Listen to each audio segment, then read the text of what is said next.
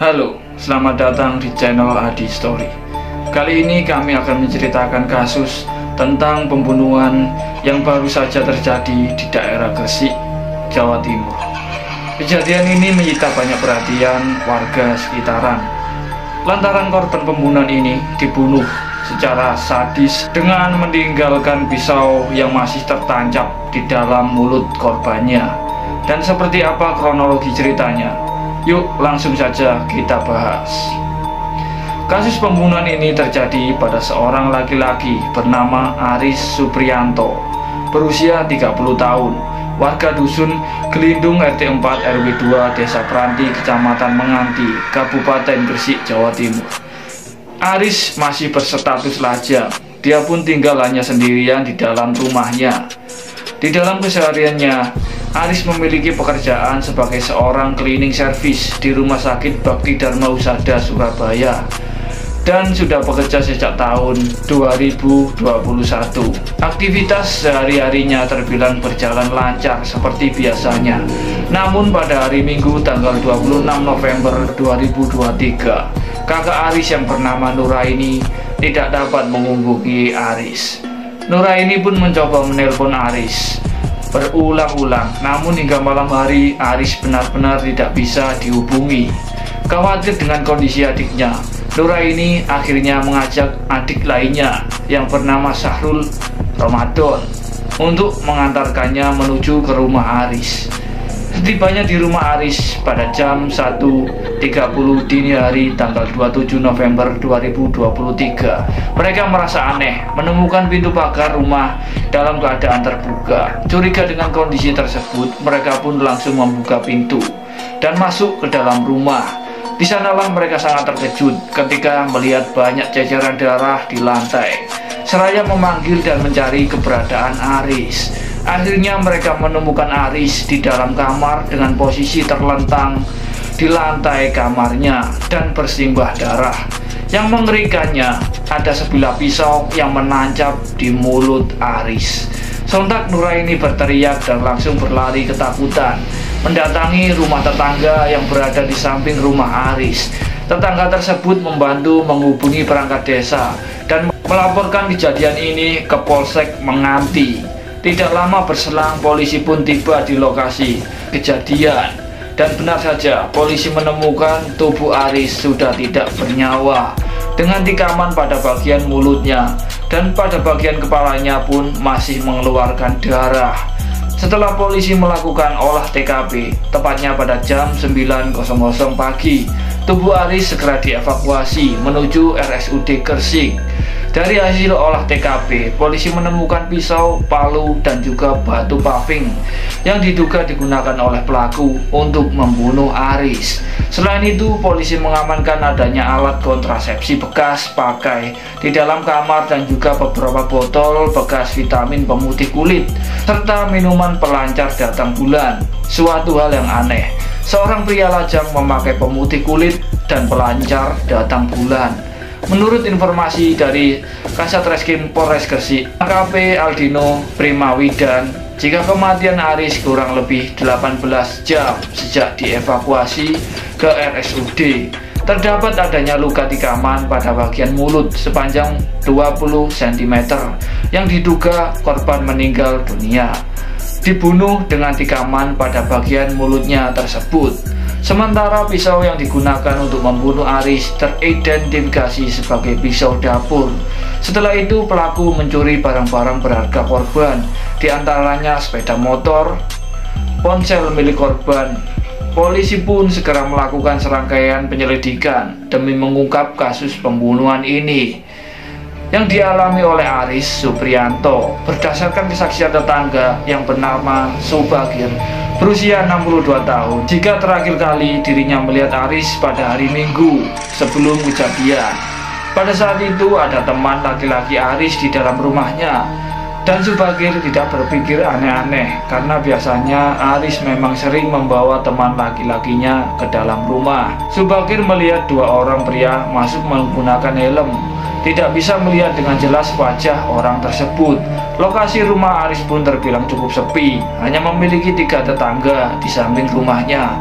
Selebihnya hanya beberapa tanah kosong.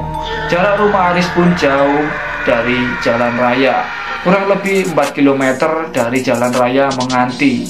Selain itu, Aris juga dikenal jarang bersosialisasi, hampir tidak pernah bersilaturahmi dengan lingkungan sekitaran. Diketahui Aris telah mendiami rumah kurang lebih 8 hingga 10 bulan, sedangkan Subagir sudah 14 bulan. Pada saat kejadian, Subagir tidak mendengar adanya teriakan ataupun keributan di dalam rumah. Pada saat kejadian itu, dirinya sedang tidur bersama dengan cucunya. Bahkan anak Subagir yang merupakan ojek online baru saja pulang pada jam 11.30 malam dan baru tidur pada jam 1 dini hari. Dia juga tidak mendengar suara apapun. Subagir baru mengetahui pembunuhan itu setelah dibangunkan oleh Nuraini dan Syahrul pada jam 01.30 dini hari. Ada kesaksian dari tetangga lainnya yang berinisial PR. Menurutnya, Aris pernah mengajak PR untuk melakukan hubungan sesama jenis. Namun PR yang normal langsung menolak ajakan tersebut. Saksi PR menceritakan kejadian itu pada saat pertama kalinya Aris menempati rumah baru itu. Dan kebetulan saja rumah Aris tidak jauh dari rumah PR. Aris meminta nomor ponsel PR kepada bapaknya. Dan di dalam pesan WhatsApp, Aris pun berterus terang mengajak PR berhubungan intim. Bahkan menawarkan akan memberikan imbalan uang, namun ajakan itu pun ditolak mentah-mentah oleh PR. Seketika dirinya pun merasa takut dan merinding. Setelah melakukan serangkaian penyelidikan, pihak kepolisian pun berhasil menemukan adanya titik terang. Polisi telah mengantongi 2 identitas terduga pelaku yang telah menghabisi nyawa Aris. Polisi segera melakukan pengejaran terhadap kedua pelaku. Kasat Reskrim Gresik menggunakan mobil mengejar para pelaku yang kerap berpindah-pindah tempat. Hasil pelacakan polisi menemukan sinyal ponsel mereka mengarah ke daerah Jawa Tengah. Setelah dilakukan pengejaran pelaku, akhirnya pelaku pertama berhasil ditangkap atas nama Irfan, yang pada saat itu melarikan diri ke daerah Tegal, Jawa Tengah. Setelah beberapa jam kemudian, pelaku kedua yang bernama Hengki ikut tertangkap di daerah Gresik. Setelah berhasil menangkap kedua pelaku, pihak polisi pun terus bergerak menemukan barang-barang milik korban yang telah dicuri dan dijual kepada penadah. Yang dicuri berupa sepeda motor Honda PCX dan ponsel merek Samsung.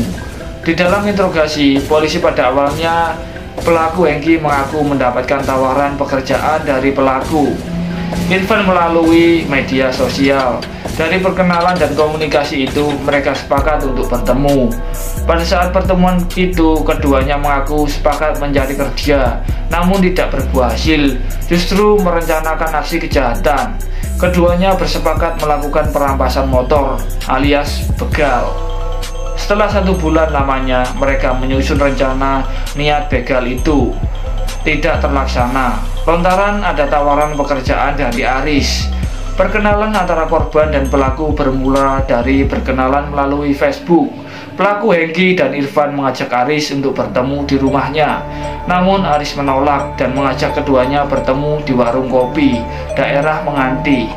Pelaku Hengki dan Irfan mengiyakan ajakan dari Aris. Ternyata sebelum pertemuan, pelaku sudah merencanakan akan melakukan perampokan kepada korban Aris. Setelah rencana itu matang, keduanya pun datang untuk menemui korban. Aris dan kedua pelaku sempat ngopi bersama. Setelah kedua pelaku ini diajak ke rumah Aris dan ditawari terapi pijat oleh korban, dan keduanya pun setuju dengan tawaran tersebut. Sesampainya di rumah Aris, mereka pun melakukan pijat, dan setelah 1 jam keduanya berada di rumah korban, pelaku kembali merencanakan akan mengambil motor korban di saat korban tidur.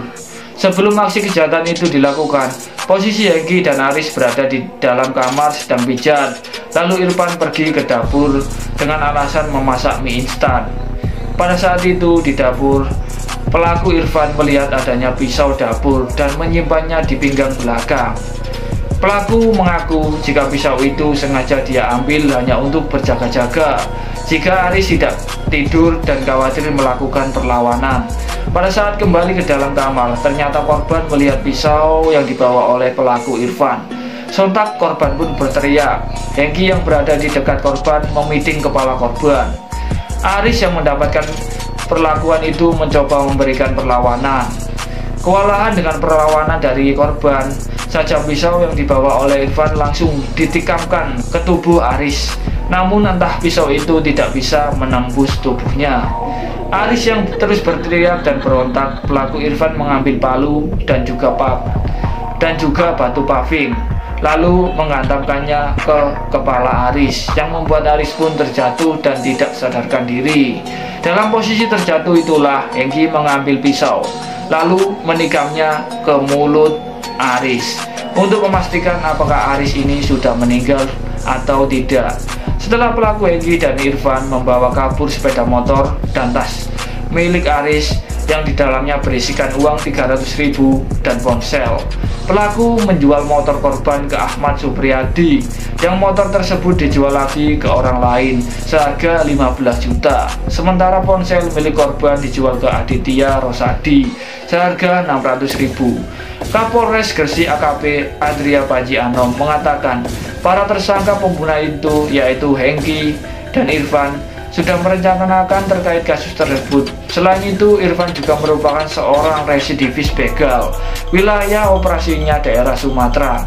Pasal berlapis menjerat keduanya dan ancamannya adalah pidana mati. Ketiga tersangka lainnya yang merupakan seorang penada barang curian dijerat pasal 480 KUHP. Diancam pidana penjara paling lama 4 tahun atau pidana paling banyak 9 tahun. Oke, sekian dulu video dari kami hari ini. Bagaimana menurut kalian tentang kasus ini? Kalian bebas komentar di bawah. Dan jangan lupa ikuti terus video kami. Bila berkenan, silahkan subscribe, karena video dari kami ini berpotensi untuk mengisi waktu luang kalian. Kami Adi Story. Terima kasih telah menyaksikan.